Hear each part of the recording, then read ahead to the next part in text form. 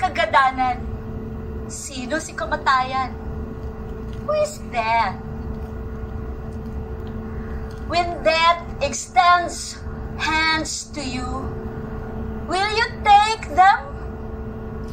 When death looks you in the eyes, what will you say to death? Un momento! May pumasok na message. May susunduin ako! Wait po! Check ko kung taga saan. Taga-Albay? Susunduin ko na ba siya ngayon?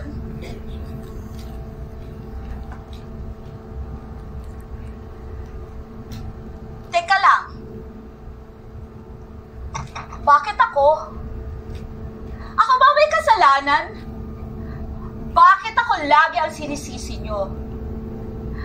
Taga-sundo lang naman ako I am just doing my job. Can you blame me if I care about my job? Yes, I care about my job. I care about you. Yes, you. After all, I am nothing without all of you. Un momento! Kailangan ko na naman mag-check ng listahan.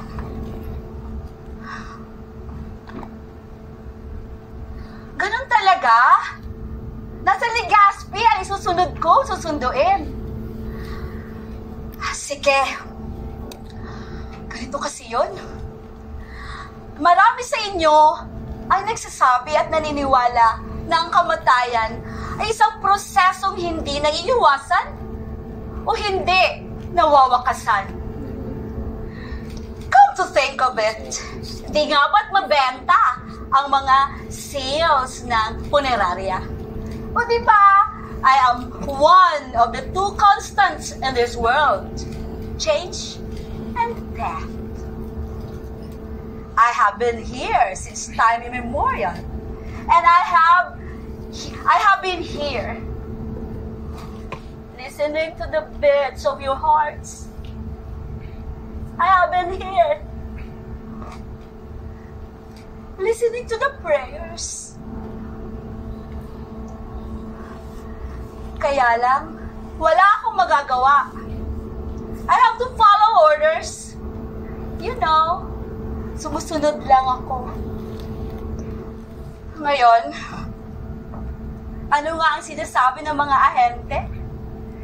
Ang mabuhay sa mundong ito ay hindi tiyak. You're not sure that you can stay for how many months or years. But death, I am sure to come to you. Magkikita tayo. At there's nothing escaping me. No one can escape me.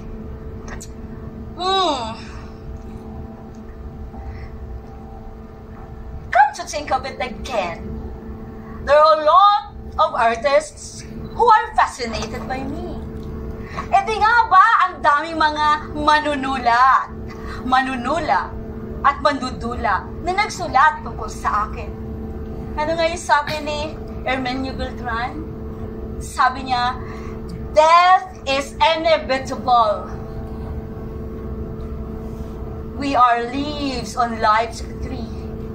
And death is the wind that shakes the leaves gently until all of the leaves fall. Yung favorite ko. Sabi naman ni Jose Rizal, morir is descansar. To die is to rest. Ito yung favorite ninyo, aminin nyo. Ang sabi naman ni Christina Georgina Rossetti at ni Elizabeth Barrett Browning, I shall but love you better after death. Death cannot stop my heart from beating for you Mamatay man ako'y lubos na pakaiibigin kita. Oh, sweet. Sana all. At yun namang mga artists, hindi natin kailangang makalimutan, walang kamatayang Romeo and Juliet ni William Shakespeare. At di nga ba't sikat ang Death of a Salesman ni Arthur Miller? At ang Marvin's Room ni Scott McPherson? Wala eh. Sikat tayo eh. Ngayon naman, naalala ko yung malungkot, yung Entombment of Christ na painting ni Caravaggio. At lately lang, yung Life and Death ni Patricia Nina Balaber. Yung tungkol sa struggles and death and life of frontliners during the pandemic. On momento, listahan ulit tayo. Naku, paano ko kaya sasabihin sa kanya to? Kausap ko lang siya kanina. Sa gabing ito, makakasama kita sa paraiso. Tara na. Subalit, saan nga ba natatapos ang kamatayan? At saan siya nagsisimula? During the pandemic, para akong sinat na nagsisimula sa panlalamig hanggang masututuloy sa pananatal. At sa unti-unti, maghapos na hininga. Subalit, kayong mga tao, pinipilit yung panghawakan ang kahit katinting na pag-asa. Baka naman makaligtas pa siya. Hanggang pagkatapos ng lahat, sa huling hininga, susunduin ko na ang iyong mahal sa buhay. Wala ka nang magagawa, kundi ang bumitaw. At kapag namatay ang isang tao, hindi lang katawan niya ang namamatay, kundi maging ang kanyang mga alaala. Madaling makalimot ang tao. Mahal na mahal ka puno. Subalit, makakalimutan ka rin. Kaya nga ba, kayong mga tao, kailangan ninyong mag-iwan ng mga pamana at alaala. Leave a lasting legacy, kumbaga. Sire a son, plant a tree, write a book. O, meron akong kilala, nakaupo sa bandang kaliwa. All of the above on peg. Sigurista. Nakapanlulupay-pay. Baka mapagod na rin naman. Kaliwat kanan, walang humpay ang pagsundo at paghatid noong panahon ng pandemya.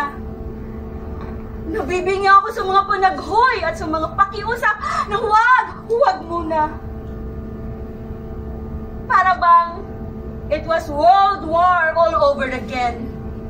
Walang pinipili, bata, matanda, babae, lalaki. Mahirap, ulubi, mayaman, makapangyarihan. Nakapanlulupay-pay. But then, at least, like COVID-19, I don't have a heart. Mabuti na rin siguro wala akong puso. Kasi kung mayroon, baka nagkadurog-durog sa hinagpis. At hindi ko naman makontrol na pagsundo at paghati.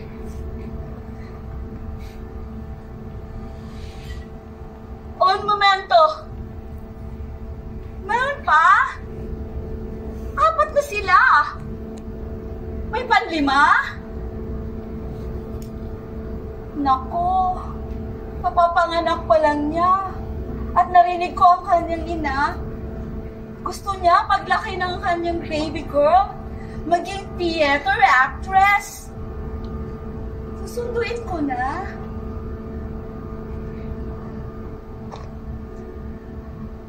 That, for some of you, is faceless. That is genderless. How about I tell you now, I am a woman. And, hindi basta babae. Ako ay pinagsama-sama. Virgin Mary. Sisa Gabriela Silang. Kirima Tariman. Lorena Barros. Tandang Suara. Lenny Robredo. Leila de Lima. I am woman and I am powerful!